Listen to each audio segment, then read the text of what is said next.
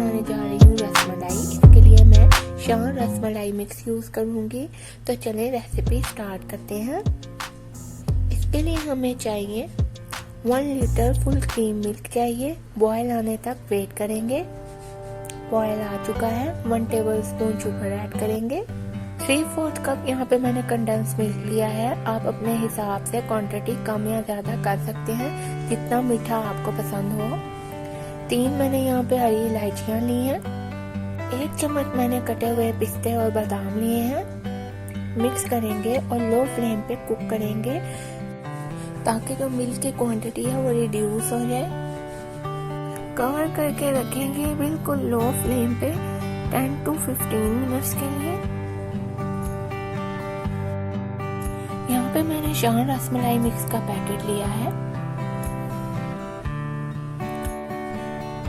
1 tablespoon melted butter शामिल किया है। अगर आप चाहें तो ऑयल या घी भी यूज कर सकते हैं।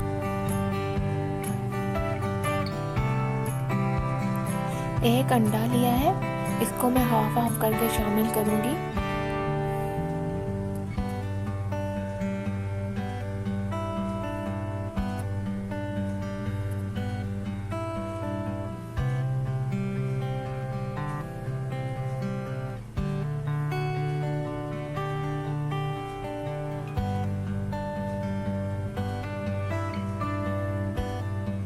हाफ पहले शामिल किया था और हाफ बाकी जो बचा है वो भी शामिल करके अच्छे से डो जो है हमने गूंद लेनी है, क्रैकलेस।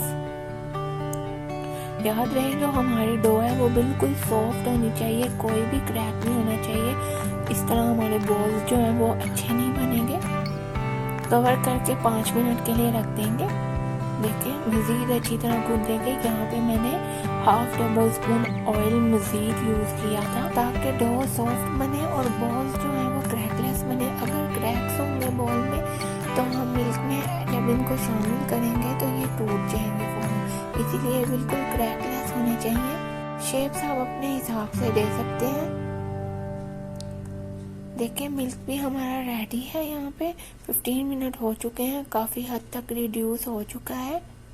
अब हरी इलायची को हम निकाल लेंगे।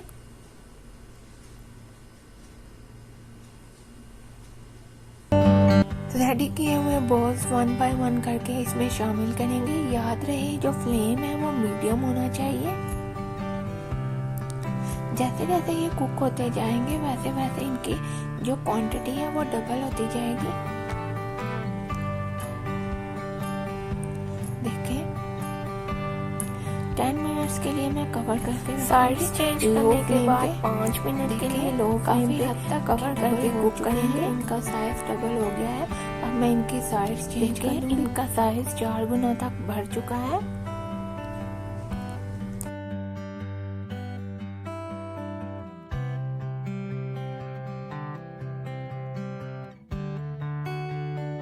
बॉल्स हमने क्रैकलेस बनाए थे इसलिए बिल्कुल भी नहीं टूटे। मज़ेदार रसमलाई हमारी रेडी है।